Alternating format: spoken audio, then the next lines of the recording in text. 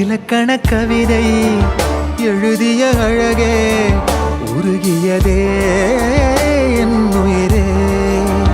உனதிரு விழிகள் இமைத்திடும் பொழுதில் பகலிரவு உரைகிறதே.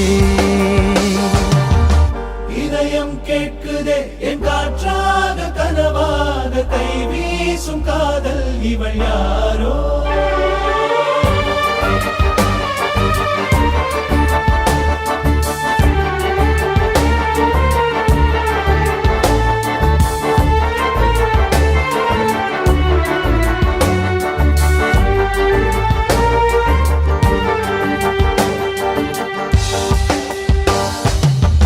தேவதையின் விழியில் விழா காணும் பொன்வானம் அழைக்குது அருகில்.